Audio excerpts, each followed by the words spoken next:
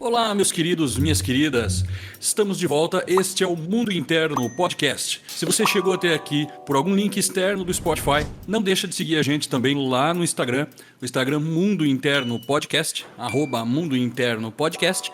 É lá que a gente conversa com vocês, é lá que a gente ouve sugestões, opiniões, etc, etc. E também no YouTube, se você quiser acompanhar a gente lá, também tem o Mundo Interno Podcast, nosso canal do YouTube.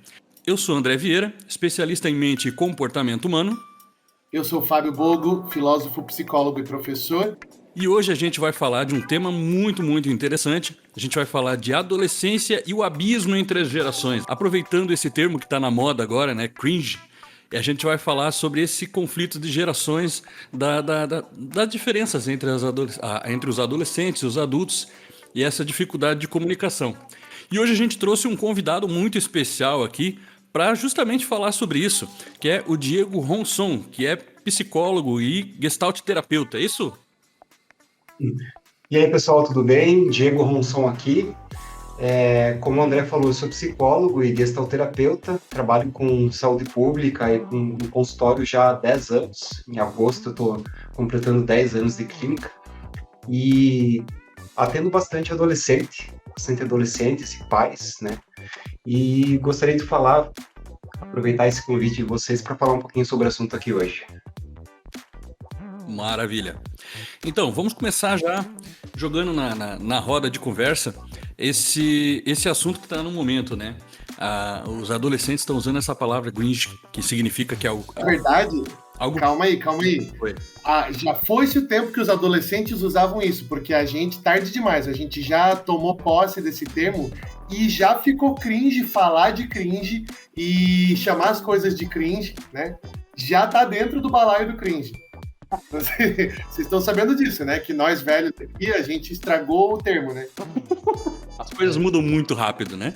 Para quem tá morando na caverna e não tá ciente dessa bomba que estourou aí na internet nas últimas semanas, né? E que tá na boca do povo, esse termo cringe, né, que vem do inglês, que corresponde àquela sensação de vergonha alheia e pelo arrepiado, assim, quando é a sensação que você tem quando vê um garfo arrastando no vidro, ou quando você tem unha comprida e arrasta no quadro, assim, e aquele tremor, aquela ojeriza física que te dá, é o termo que eles usam para falar de vergonha alheia, e geralmente, né, é direcionada a comportamentos das gerações mais velhas. Então, o tiozão do bar, o tiozão do boteco, que conta, né, o tio da suquita, que só de chamar de tio da suquita já é muito cringe, porque é a referência de uma propaganda dos anos 90, né?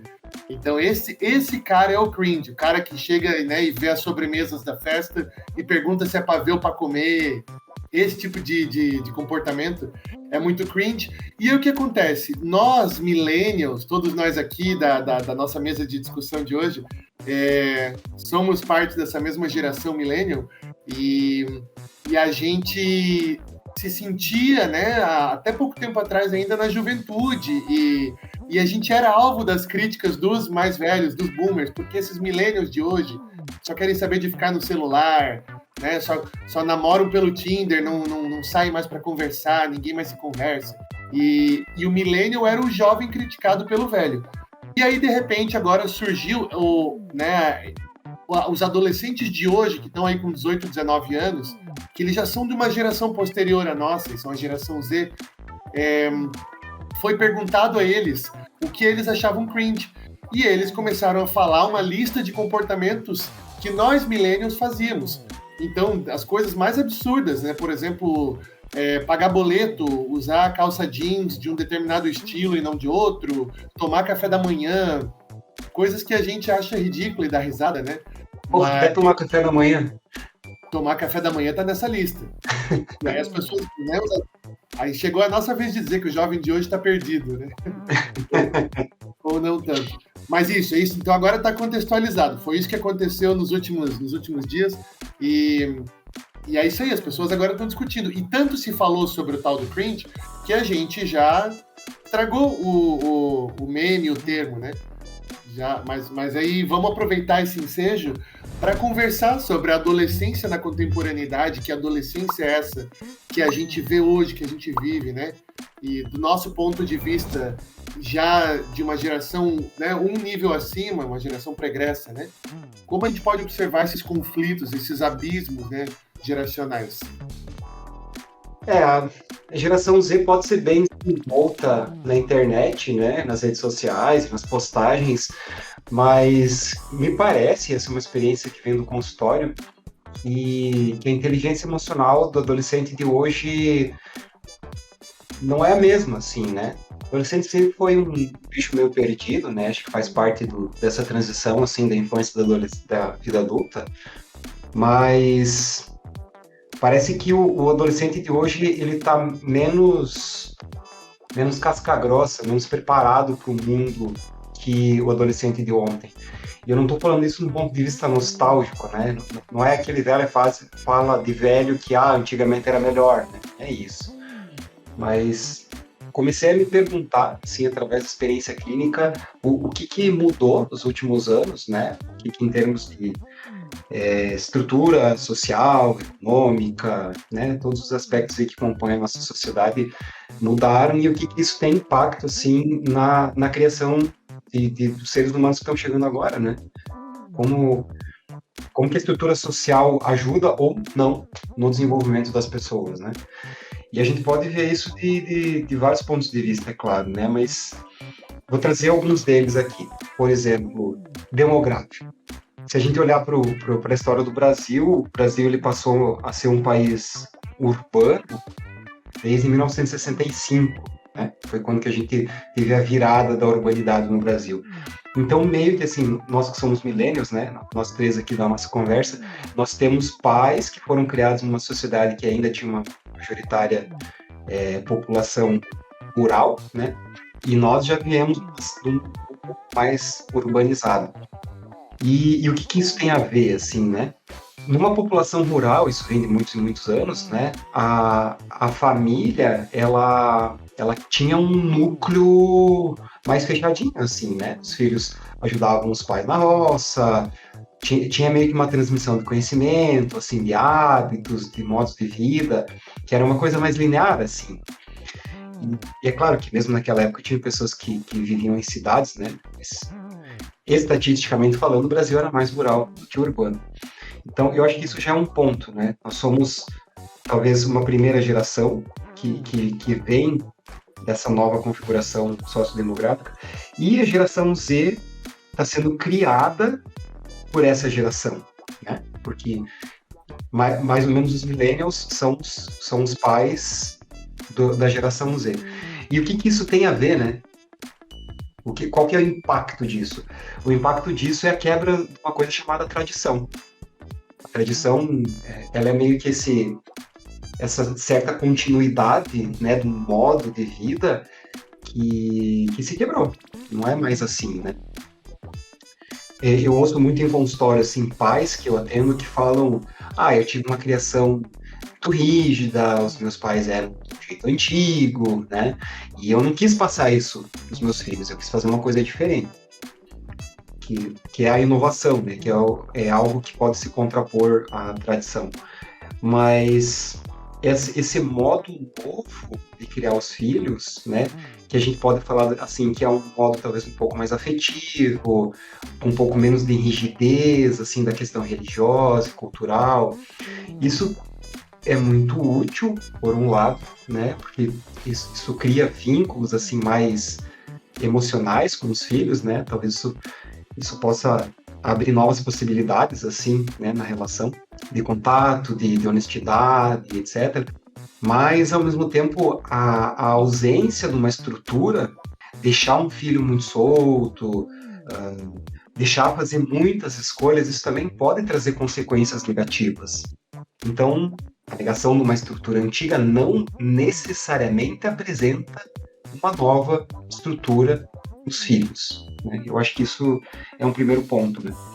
Eu acho que essa coisa, só comentando então sobre essa, né, esse teu relato de experiência, assim, ele me leva para pensar como essa passagem geracional, isso é algo que é discutido também, né, na historiografia das gerações, elas sempre são, assim, elas são por movimentos meio que de sanfona, né, de contração e expansão. E aí tem essa percepção de que você passa por ciclos de né, maior possibilidade de modos de ser variados, diversos, e a geração posterior mais focada, né, e mais direcionada para o cumprimento de objetivos, desempenho, performance, e aí, de novo, volto para uma rigidez, e outra, né, geração, de novo, rompendo paradigmas e tal. E há quem diga, há quem reconheça essa ciclicidade na história, né, e que a gente, então, por exemplo, passou por uma geração ali, né, a galera que era jovem nos anos 80, que estava começando na vida de trabalho nos anos 80, estava focado, final dos 80, 70, não no Brasil, porque a gente, tudo bem, no caso do Brasil, a gente passou ali pela redemocratização e teve algo de revolucionário nos cara pintadas e tal, mas era um momento, assim, de construção de um novo Brasil, de plano real, saindo da inflação, né, e para frente Brasil, e vamos, né, vamos arregaçar as mangas e ganhar um desenvolvimento econômico. E aí a gente chega nessa época de 2000, né, depois do século XXI, 2005 até 2010, assim, 2015, e a gente começa a ter Por que eu falo 2005? Porque é quando começou a internet 2.0, com as redes sociais. Até então era no máximo o bate-papo do UOL, que não permitia muita mobilidade, mas com 2005 a gente começa a ter, né, o Orkut, o Facebook logo depois, o YouTube, e que permitem que você seja o produtor do teu próprio conteúdo. E aí disso, né, desse instante em diante, acontece uma revolução que é inédita, que nunca tinha acontecido antes, que é cada cidadão do mundo tem um megafone na sua mão para poder propagar a sua voz, a sua mensagem, a sua verdade, o que quiser produzir. Com isso, né, desses 15 anos para cá, nós tivemos a possibilidade de veicular todo tipo de mensagem que a humanidade ousar produzir, né? Então, algo aconteceu nessa última geração que rompe ciclicidade, não tem mais ciclicidade nenhuma, né? A gente não tá mais naquele... Não dá mais para dizer que é mais uma revolução como outras, sabe? Se a galera comenta sobre o fim da história, os pensadores pós-modernistas, eles dizem que... eles falam sobre o fim da história, né? Que ali no século XIX, começo do século XX, foi o último momento em que a gente pôde traçar uma trajetória da história da humanidade. Depois dos anos 50, 60, a coisa explodiu numa complexidade que não permite mais a gente fazer, olha, tem esse momento leva para o outro, e o outro momento leva para o seguinte, né? Perdeu-se essa linearidade. Bom, isso dá para criticar, esse pensamento. Agora, depois do século XXI, não tem mais como a gente pensar em continuidade geracional. Tem alguma coisa que aconteceu de uns 10, 15 anos para cá que impede a gente de se pensar como a continuidade do que veio antes, porque a gente é uma coisa nova, e esses jovens que estão com 18, 19 anos agora, esses adolescentes, né, que tiveram os pais, falaram assim, pô, minha criação foi muito rígida, eu quero dar algo de diferente para o meu filho, assim, com a melhor das intenções, né? Esses jovens que estão recebendo essa criação, eles estão entrando, né, num deserto sem orientação nenhuma e sem a menor bússola, né? Sem a menor possibilidade de um compasso, assim, que é esse mundo né, da vida virtual, do mundo virtual, que a gente fala muito em vários episódios aqui, sobre a imersão, né? E eu sempre insisto, em vários episódios eu insisto nessa questão né, das redes sociais e tal, porque eu enxergo nisso a maneira como as nossas relações contemporâneas se constroem. E isso eu vejo como inédito, né? Então o adolescente de hoje, ele já nasceu de celular na mão. Tudo bem, de celular na mão não, mas ele já se entendeu por gente na internet. Nós millennials fomos os últimos imigrantes digitais. A gente pegou a internet 56K. A gente pegou o MSN, o ICQ, né? A gente entrou no bate-papo do Terra. Pois é, Fábio, mas eu me pergunto, em primeiro lugar que, assim, até os anos 90, a gente pensava que um dos problemas da humanidade, assim, uma das coisas que nos segurava era o acesso à informação, né? A gente pensava que se a gente tivesse acesso a informações melhores, a mais informações, a gente poderia fazer algo de melhor do que a gente fazia na época. E, né, 2, 3 décadas passaram, isso ficou provado que está errado, né? A gente tem acesso a muita informação hoje e parece que a gente não está fazendo algo de melhor com isso. Eu não acho que o ser humano está mais seguro, está mais focado, está mais tranquilo, porque a gente tem acesso a mais informação. Até porque talvez a gente tenda a procurar a ter acesso a muitos dados, né? Mas não necessariamente isso vai se transformar em conhecimento, né? Eu já falei num outro podcast, não lembro qual, mas sobre o dilema da loja de sapatos, que é aquela história, né, para resumir, para entrar como comentário nisso que o Diego está falando, a pessoa que entra numa loja de sapatos e tem 3 opções, o preto, o marrom e o branco.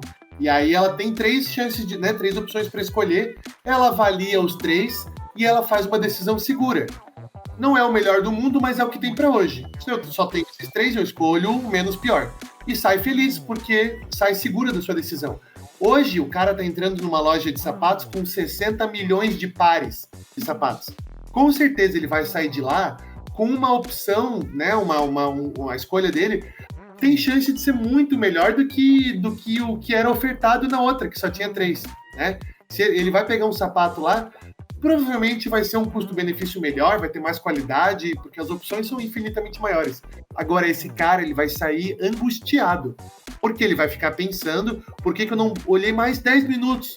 Deveria ter um melhor, com certeza tinha um melhor, eu não olhei todos, meu Deus, e tudo aquilo que eu perdi, que é o FOMO, né? O Fear of Missing Out. É isso que a gente vive, né?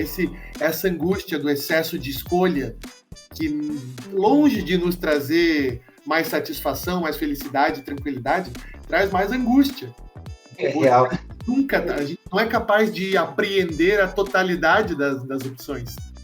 Eu comprei, é engraçado tu trazer esse exemplo, né? Eu comprei um calçado semana passada, eu adorei o modelo, ele tá super confortável, mas daí veio aquela pulga atrás da orelha. Será que ele é mesmo de couro? Será que essa empresa é confiável? Será que ele vai durar? Tipo, parece que a gente tá entrando num ultra detalhismo de coisas que não necessariamente nos ajudam, né?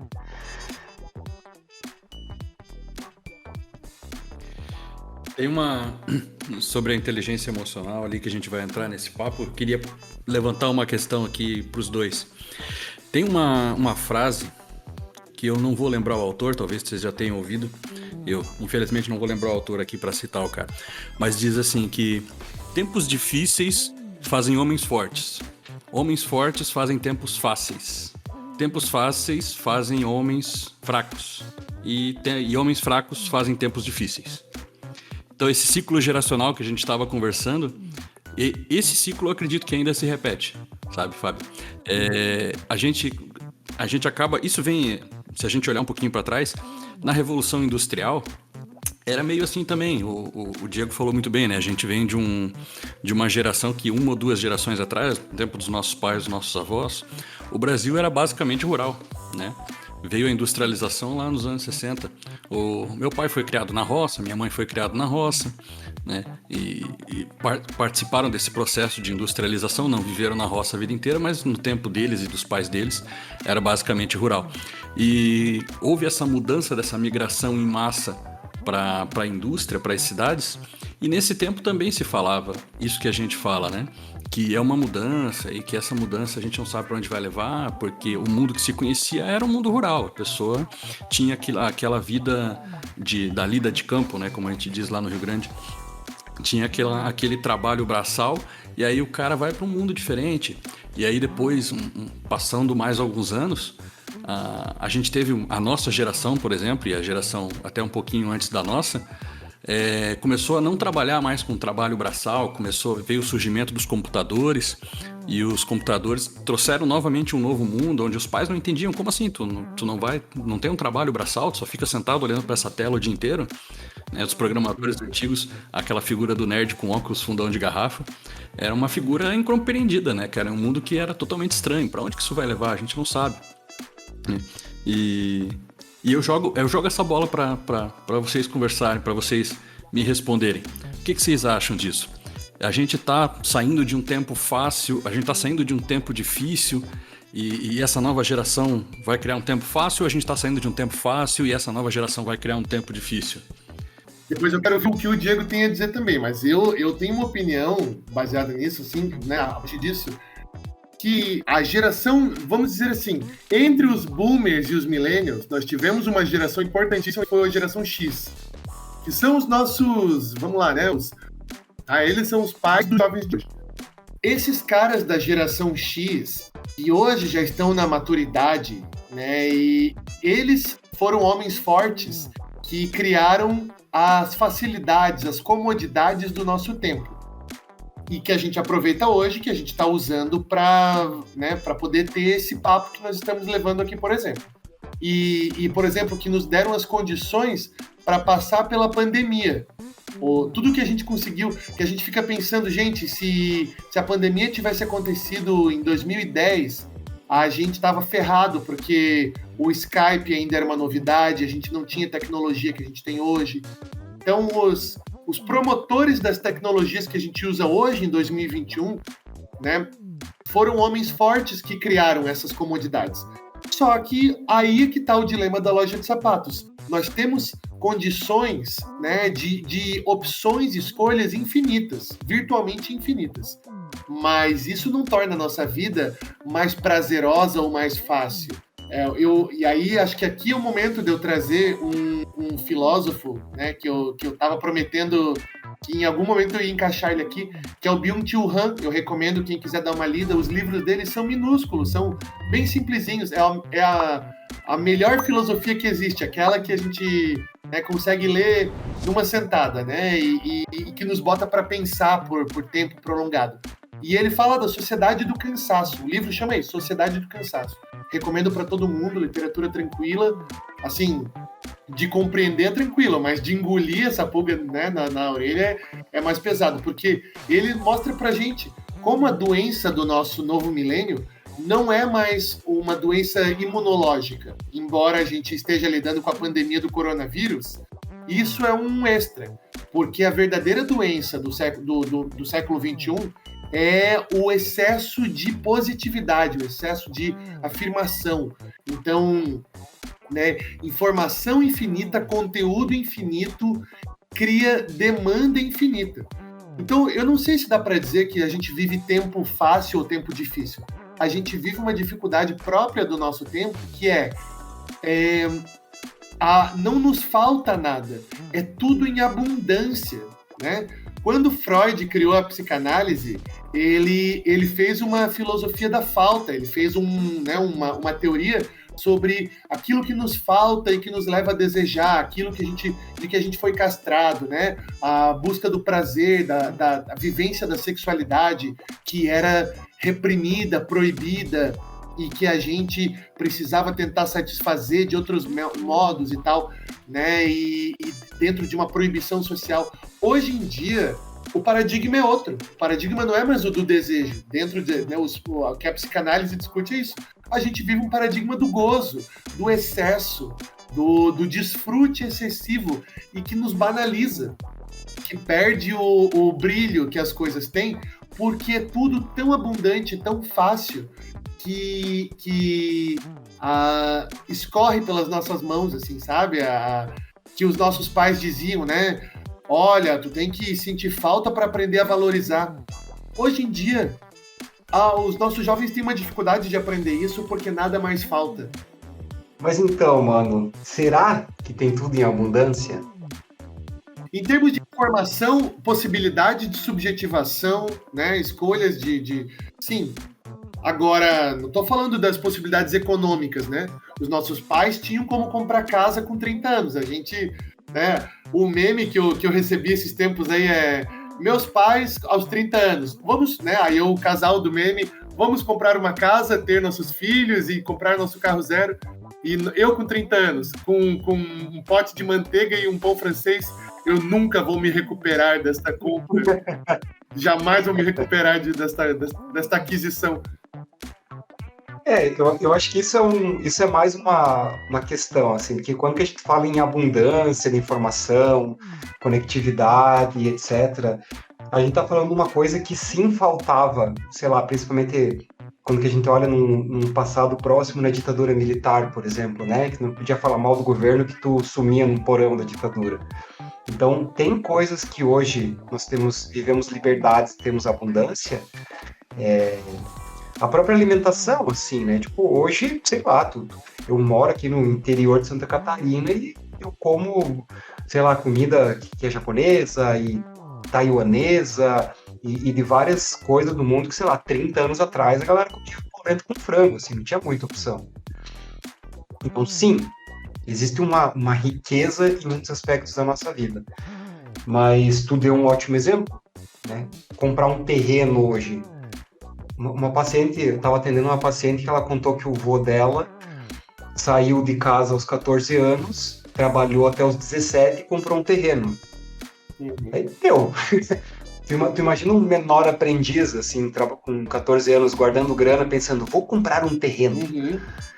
Né, assim, o horizonte de futuro, eu acho que isso é uma coisa que é angustiante, assim, na atualidade, né? Isso aconteceu com meu pai, de comprar um terreno, só para complementar. O meu pai também, com 18 anos, estava ali num bom emprego na Fundição Tupi, aqui em Joinville, né, super jovem, e aí o meu avô falou, olha, lá em Barra do Sul, né, que é, quem é daqui de Joinville conhece, uma praia, né, aqui pertinho, perto do caminho para São Francisco do Sul. E aí tava lá em Barra do Sul e falou, tem um terreno aqui. Quanto é que é? É tanto. O meu pai tirou um talão de cheque que usava na época, aos 18, 19 anos, assinou o talão de cheque e comprou um cheque de um salário do mês. E comprou um terreno. E ficou com aquele terreno por 20, 30 anos. E agora, recentemente, uns anos atrás, aquele terreno valorizou demais e o pai construiu a casa dele, que ele sempre sonhou. E hoje, né, a gente tem a nossa casinha de praia ali, meu pai e minha mãe têm. Porque eles tinham esse terreno comprado lá em 85, 1985. Uhum. Jamais. E ele falou, aí filho, ó, eu fiz isso com 18 anos, cadê tu? Pai, 2021, cara. Uma comparação muito injusta, né? Uma comparação injusta. É maldade, né? Pô, não que ele esteja sendo maldoso, né? Mas é maldade. E aí que tá, isso aí é cidadania, o famoso lugar para cair morto, né? Uhum. A gente ralando e coisa, a gente não tem essa mesma perspectiva de construir uma estrutura de vida.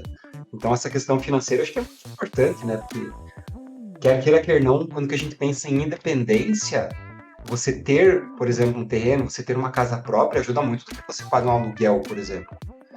E quando que a gente olha para dar mais um passo geracional, né? A gente vê inundado, né?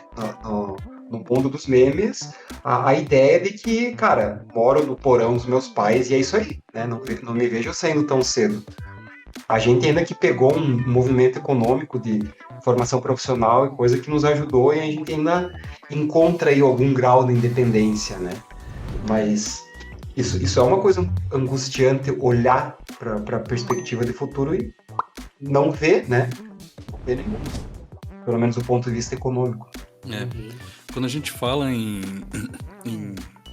uma geração mais forte, uma geração mais fraca, nem é tanto assim, né? Eu imagino assim, do meu ponto de vista, eu imagino que a maior dificuldade da geração atual nem é econômica ou questão de trabalho em si, é mais emocional, né?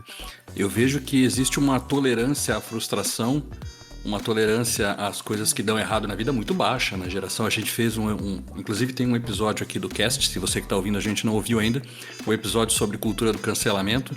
É interessante dar uma olhada lá. E a gente tem essa cultura do cancelamento que é uma tolerância zero à frustração, né? Qualquer coisa que dá errado gera um movimento de de uma reação exagerada, uma pequena frustração, né? Como é que vocês veem essa dificuldade da geração atual em lidar com essas dificuldades, essas dores da vida, essas tretas da vida?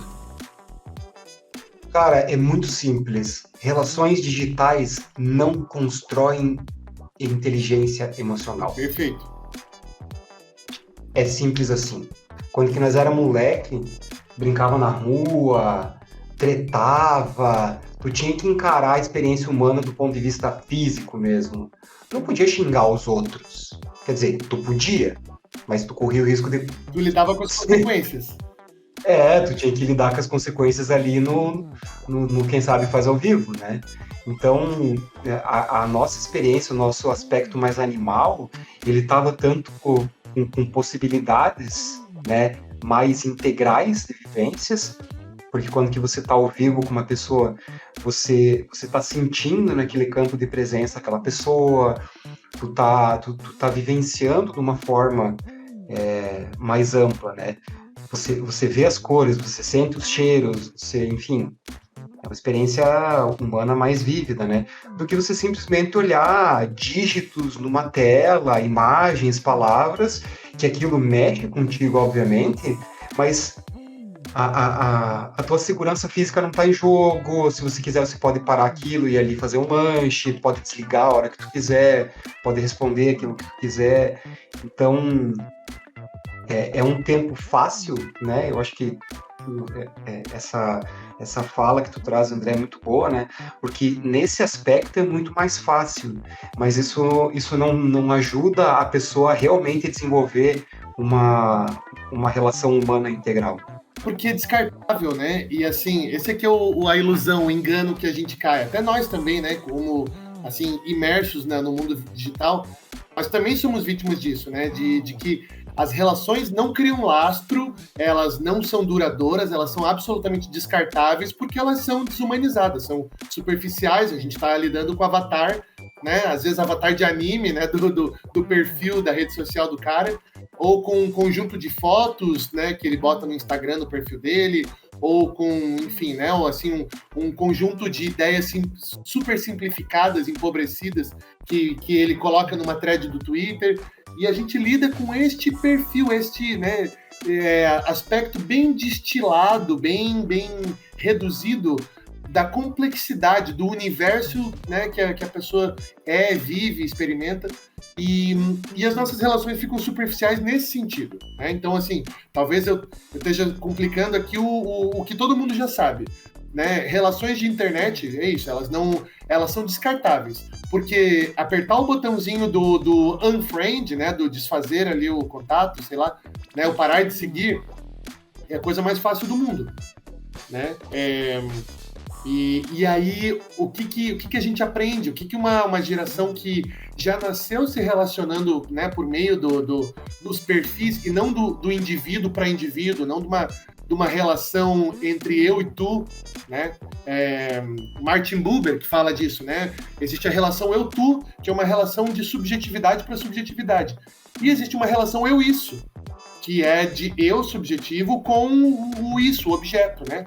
Entre um sujeito e um objeto. E toda relação de internet é necessariamente eu-isso.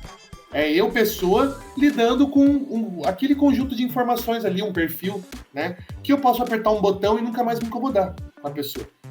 E aí, se a gente só aprende a se relacionar pelo eu-isso, não tem maneira da gente aprender a lutar pela conservação das nossas relações, né? Assim, conversar, dialogar e insistir num projeto, né, que a gente está construindo junto com outra pessoa, numa relação conjugal, numa relação de amizade, sabe? Então, ou no emprego, né, as coisas ficam mais descartáveis, sabe? E aí, o que acontece? Deu problema numa relação, joga fora e faz outra, né? Ou seja, tem tanta gente no mundo, tem 7 bilhões de pessoas no mundo, né? E a perspectiva, cara, a gente tá vivendo por causa da pandemia muito o ensino remoto, né? Isso pra mim é uma coisa assustadora, velho. Porque na nossa infância, assim, né, a gente o nosso ensino era presencial, a nossa vida social era presencial, a nossa vida relacional afetiva era presencial, era tudo presencial. Então, nós estávamos sempre expostos, assim, a essa condição humana, né? Sendo ela qual fosse, né? Colégio, meu Deus, né? Uma diversidade de pessoas, geralmente relacionadas por um bolsão geográfico, né? As pessoas que moram mais próximas do colégio e também financeiras, né? As pessoas que, para colégios particulares, por exemplo, daí já entra mais uma questão financeira. Mas tinha diversidade, né? Você, querendo ou não, você estava conectado com pessoas de vários modos diferentes e você tinha que aprender a lidar com isso, né? Não tinha esse negócio de cancelar o outro. Cancelar o outro, tu ia chegar na manhã seguinte e a pessoa ia falar de novo, entendeu? Então, gostando ou não, tu tinha que aprender a conviver. Esse passar da vida social para o mundo digital, para mim, já foi já demonstra, né, consequências negativas aí, que é tudo isso que a gente tá discutindo. Eu não tô dizendo que eu morria de amores pelo colégio, eu não gostava de metade das pessoas, sendo otimista, né? Mas não é só fazendo coisas que a gente gosta que a gente cresce. Eu acho que esse que é o lance. Para a gente não ficar só malhando pau, né, nas condições que a gente mesmo criou para a geração Z viver, né, para a gente nem ficar só né, assim, vilipendiando esses jovens de hoje que não querem saber de nada, tá tudo fácil, tem tudo na mão, e nem ficar também se criticando apenas, né, por ter produzido essa sociedade desesperadoramente abundante, né, de possibilidades sem nenhuma referência, né? Eu acho que a gente precisa abrir um parênteses para exaltar os ganhos, as conquistas que a gente tem e que a gente vive, né, testemunha na geração Z, que é o jeito como eles lidam com a diversidade, eles são os frutos da revolução de valores que a gente promoveu, né? Eu acho que nós, millennials, fomos protagonistas dessa maneira de repensar com quem fazer piada, sabe, qual é o humor que a gente, né, que a gente pode ter, e eu não esqueci que eu prometi que a gente ia fazer um cast sobre piadas e humor, e a gente ainda vai fazer, né, mas então um spoilerzinho, fomos nós que revolucionamos, né, qual é a diferença entre a piada e a ofensa, né, e assim, e as questões de homofobia, de racismo, essas revoluções sociais, revoluções de valores, né, que a gente precisou parar e repensar, que até a geração anterior à nossa, isso era naturalizado, isso era, tudo bem, a piadinha, vale tudo, né, e a gente foi quem percebeu, não, peraí, tem algo errado. E agora a geração Z já nasce dentro desse contexto, né, de um contexto em que chamar o outro de bicha para ofender, para né, vilipendiar o outro, já está fora do contexto, já não cabe mais. É ultrapassado, é obsoleto, né? Então... Mas eu acho que esse é o paradoxo, Fábio, porque se por um lado tá claro hoje, né, assim, só continua sendo racista e homofóbico quem é escroto, né? Se tá claro que a gente precisa ter uma aceitação à diversidade, parece, né, se a gente olhasse, se a gente voltasse no tempo 30 anos atrás e se perguntasse, bom, o dia que a gente aceitar mais a diversidade do ser humano, o contato humano vai ser mais fácil, né? Assim, esse movimento social, essa harmonia social vai aumentar, certo? Só que não. Uhum. Isso é paradoxal para mim, porque por mais que a gente entende, nós somos uma sociedade mais inclusiva, eu vejo meme todo dia da pessoa que não quer ligar para a pizzaria porque tem vergonha de falar com a pessoa do outro lado. Tipo, como assim? Por que a gente aceita mais a diversidade, mas o contato humano parece que está mais difícil? Por que a gente, se eu entendi bem a pergunta, por que a gente, assim, prega, né? E eu sinto que, de alguma forma, a gente vive realmente essa variedade, essa abertura para a diferença, para as diferentes possibilidades de ser, né? E mesmo assim a gente não quer falar com o cara da pizza, né? porque eu acho que isso também é um efeito dessas relações, né, da superficialidade dessas relações do virtual, em que eu tenho o direito de ser quem eu quiser, eu tenho a possibilidade, tá acessível para mim, eu ser quem eu quiser, né? A imagem que eu quiser apresentar para o mundo está disponível para mim, é só mudar a imagem do meu avatar. A questão da minha identidade é uma questão de ir lá no meu perfil do Facebook e escolher uma outra opção, né?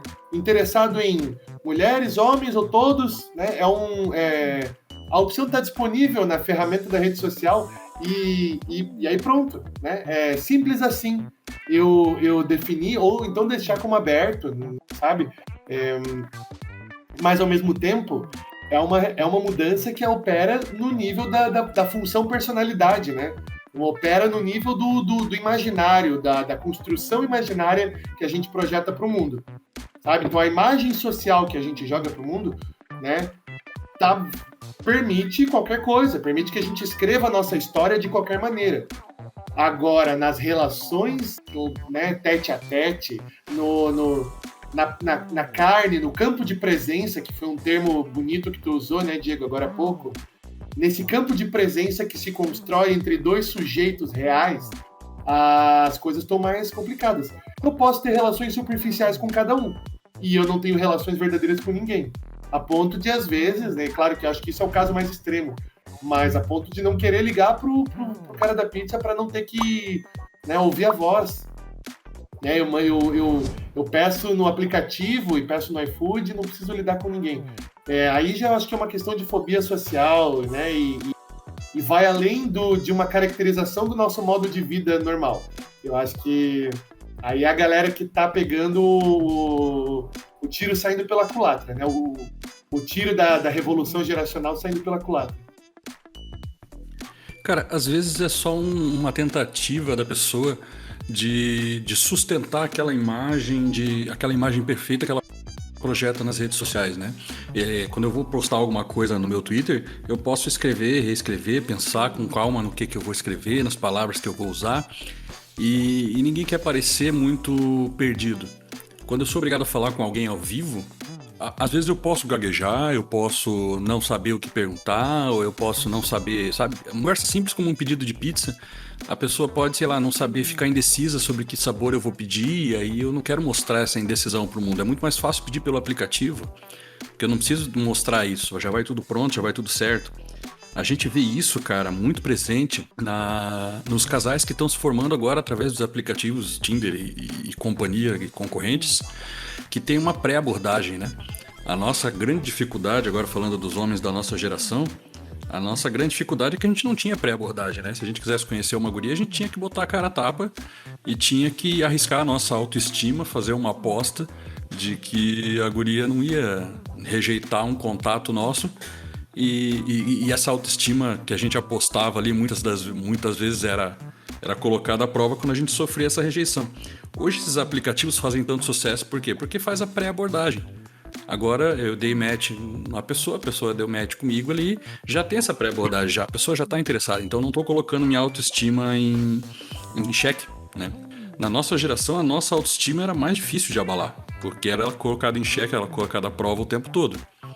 Hoje a autoestima das pessoas, especialmente da gurizada, dos mais jovens, ela é muito frágil, cara.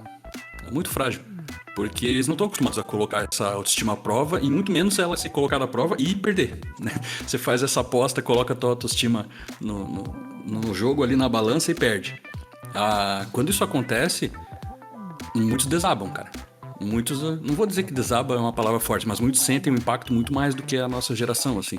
É aí que eu acho que tá a grande fragilidade, sabe? Desse meio de comunicação virtual, assim. O que vocês acham disso? Cara, eu acho que a gente ainda vive resquícios do iluminismo, entende? Eu acho que a gente ainda sobrevaloriza nossos aspectos cognitivos. Nós somos animais, é isso. Nós somos animais com uma capinha de socialização. O nosso telencéfalo, ele diz respeito ao quê? 15, 20% do peso do cérebro, né? Eu não estou querendo pegar uma abordagem exclusivamente biologicista, né? Eu acho que nós somos muito mais do que neurônios e sinapses, etc. Mas quer queira, quer não, nós trazemos estruturas neuronais, biológicas, que remetem até os répteis. Então nós temos instinto, nós temos uma coisa que é da ordem do corpo. E toda essa riqueza, tudo isso que, assim, né, 300 mil anos aí de Homo sapiens se desenvolvendo, parece que agora a gente senta na frente do computador e faz de conta que todas essas estruturas são secundárias. Não são. É simples assim, elas não são. Nós somos bichos. Nós somos bichos treinados, nós somos bichos aculturados, nós somos macacos com roupa e linguagem, né? Mas quer queira que não, nós somos bichos. E negar esse aspecto, negar esse lado biológico da existência e querer estabelecer um contato com a realidade a partir só, né, daquilo que a gente tem controle, só a partir daquilo que você pode escrever e apagar, né, como que a gente já falou aqui antes, é uma simplificação muito grande da nossa experiência, né? Eu acho que isso é um dos motivos que nosso contato com o outro está sendo empobrecido, né? Eu acho que para a gente chegar, então, né, tentar chegar num fechamento não conclusivo, acho que, né, essa vai ser mais uma das conversas que não tem um encaminhamento singular e derradeiro, né? Acho que é a continuidade de um papo que já está aberto, as pessoas já estão falando sobre isso e a gente está dando a nossa contribuição e a discussão continua, né?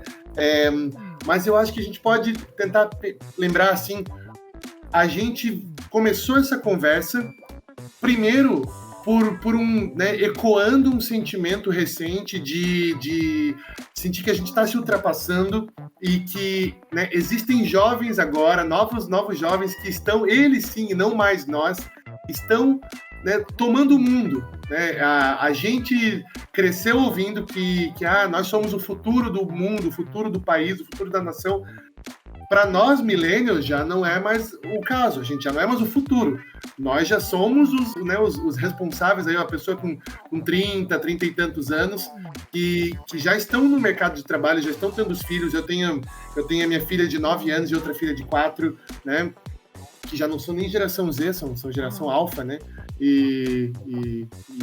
Então, assim, a gente já está criando o mundo para os próximos, né? É jovem, pelo amor de Deus. A Aline entrou aqui para dizer que eu sou jovem, pelo amor de Cristo. Não, pelo amor de Deus! Se ele vem dizer que é o futuro, Fábio! Mas nós estamos criando a próxima geração já. A Aline entrou no papo. Mas a gente tá criando e tem outra que tá chamando a gente de cringe junto, mas a gente é bem novo junto com eles, tá? Claro, com certeza. Mas do jeito que Aline, parece que a gente, meu Aline. Deus, não tem ação nenhuma nesse futuro, a gente tá construindo junto com eles. Exato, exatamente. Aline, Oi. dá uma olhada na barba do Fábio e vê se tu não acha uns fiozinhos brancos Meu já. Deus do céu, eu já vim aqui dar a pílula da morte pra ele já. Que isso, gente? Não tô falando isso. Não, a vida adulta é longa também esse período. Não é adolescência. Não é assim, um salto. Eu peguei a frase. Pegou o bonde andando, peguei o bonde quer sentar na janela e dar tchauzinho. Fábio, já escreve teu testamento aí que já estamos nos últimos dias aí da tua vida, cara. Porra. Antes de encerrando mesmo, eu queria perguntar pro Diego sobre os pais. O que tu acha? Tu queres contribuir com alguma coisa nesse sentido, assim? O que tu aconselha para os pais de adolescentes a lidarem com essa situação, esse conflito geracional? Tu disse que tu lida com pais também, né? André, assim, todo o conhecimento produzido pela psicologia, pela psicanálise, etc., ele mostra que aquilo que a gente nega nos persegue, né? Então, essa revolução cultural que a gente teve, assim, de aceitação de diversidade, né, democracia, globalização, etc., assim, eu acho que traz muitas coisas muito boas, né? Eu acho que a gente vive num mundo que é um mundo mais justo com o outro, né? Quando que a gente sai um pouco dessa rigidez, né? Que eu acho que, sei lá, a gente pode representar por tantos fatores históricos, né? Essa rigidez que a religião trouxe tanto tempo, essa rigidez que a ditadura militar trouxe. O ser humano ele tem uma característica muito diferente dos outros animais, que ele leva muito tempo para ser maduro. Ele leva muito tempo para ser adulto, né? Diferente da zebrinha lá que sai da zebra mãe e daqui a pouco já tá correndo por aí, né? Se precisar fugir do leão, já foge. Então, o ser humano, ele precisa de uma estrutura. Ele precisa de uma orientação, ele precisa ser guiado, ser estimulado, ser ouvido, assim. Eu acho que, eu não sou pai, né? Mas eu entendo que a paternidade, ele é um poder e uma responsabilidade muito grande. Então, tá tudo bem você não querer seguir com padrões antigos, né? Com padrões que você considera que foram danosos para você, que foram ineficientes, mas tem que cuidar para não deixar lacunas, né? É importante não pensar que um ser humano de 5 anos tem a capacidade de se autocontrolar. Eu, às vezes vem pai com um adolescente que eu aponto, converso alguma coisa, e aí a mãe olha pro filho, tá vendo, filho? Tá vendo? Tem que ouvir. Aí eu olho pra mãe e falo, não, mãe, eu tô falando com você. Você precisa dar a estrutura para esse adolescente. Você precisa guiar ele na caminhada dele até ele ter a capacidade de se autocontrolar e fazer escolhas. O problema é que o paradigma que muitas pessoas vivem, interpretam que isso tem a ver com controle. Não é só controle. É muito mais amplo. Isso é guiar, é educar, é ouvir, é estudar, é fazer terapia. Assim, tem muita coisa que pode contribuir para a criação de uma criança, de um adolescente, mas absolutamente da liberdade per se, da liberdade só por si falando, não ajuda. Porque nós demoramos muito para ter a maturidade de fazer escolhas. Então, sim, né, é importante ter um pensamento crítico. Acho que assim caminha, senão a gente não evoluiria, né, se a gente não questionasse o passado. Mas essa ideia, né, de que o YouTube é um bom exemplo disso, né? O fato das pessoas terem liberdade para se expressarem não quer dizer que elas necessariamente vão falar coisas inteligentes, né? Então, tá aí o papel dos pais, né? Dar liberdade para os filhos, assim, deixar com que eles se expressem, né? Criar um canal afetivo, um canal de comunicação, mas lembrar que existe uma responsabilidade na criação deles, né? Grande. Eu acho que é exatamente isso. Essa diferença, né? essa distinção entre controle e orientação, né? A criança, ela precisa, né? Isso tem todo um correlato, né? Isso que eu vou falar tem todo um correlato teórico de várias teorias, inclusive, né, psicanalítica, com relação a psicologia sistêmica, com relação à função paterna, função materna, né? O que uma criança precisa, qual é o ambiente seguro e saudável, né, para o crescimento de uma criança, de um jovem. Mas, assim, em resumo, em bom português, uma criança precisa de 2 coisas: carinho e limite. Né? E aí, é disso que a gente desdobra o que é, né, uma função tipicamente materna e paterna e assim por diante. Mas uma criança precisa de acolhida, legitimidade, legitimação de quem ela é, do que ela faz, né, e do que ela produz, e ao mesmo tempo, limite, orientação, guia. Então, eu correndo o risco de novo de parecer um velho paia, né, que a minha esposa vem de novo me admoestar aqui por eu estar filhote morrendo, mas tá faltando limite para a geração de juventude, e isso não quer dizer chinelada, isso não quer dizer cinta, sabe? Não quer dizer cortar as possibilidades, mas limite no sentido de orientar a tua visão, orientar o teu caminhar e o teu planejamento do teu projeto de ser, né?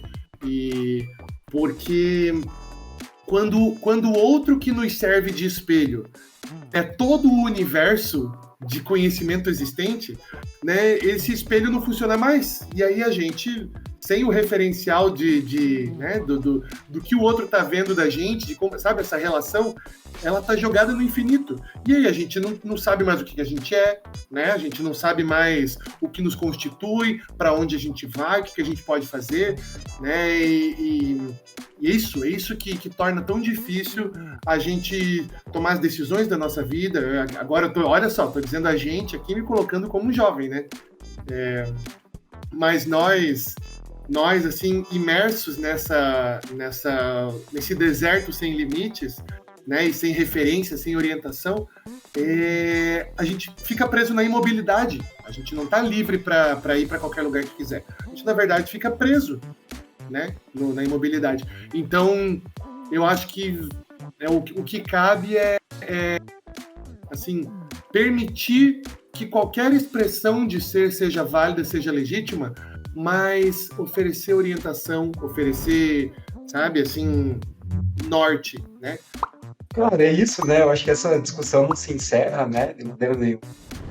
Mas... Essa discussão não começou com a gente e não vai terminar com a gente, né? Mas eu acho que a gente contribui com mais uma etapa desse papo que é continuado, né? E que se faz todo dia. Porque é algo para se rever, para se reavaliar, né, diariamente. Como lidar com as pessoas desse mundo. É isso aí. Fica a reflexão aí para quem está acompanhando a gente, né? Diego, para nós encerrarmos, você quer deixar um contato teu aí para quem quiser conversar contigo? O Diego faz o atendimento clínico também. Quem quiser ter um contato com ele, como é que faz para entrar em contato contigo? Não, André, eu fiz um movimento recente assim de me desconectar um pouco das redes sociais para mim me dedicar mais nos meus projetos locais aqui, né? Mas tem o meu e-mail, bom e velho e-mail, psicólogodiego@gmail.com. Pode me contactar por lá. Maravilha. Então a gente vai encerrando aqui. Se você veio também de qualquer link externo do Spotify, segue a gente lá no Instagram, no @Mundo Interno Podcast. É lá que a gente faz a pauta, é lá que a gente conversa e que a gente recebe sugestões, reclamações, etc, etc. É @Mundo Interno Podcast. Se você tem acompanhado os nossos casts e está se tornando a nossa audiência assídua, né? Então você já sabe, assim, o que a gente gosta de conversar, o que a gente, né, se habilita e se autoriza a discutir aqui.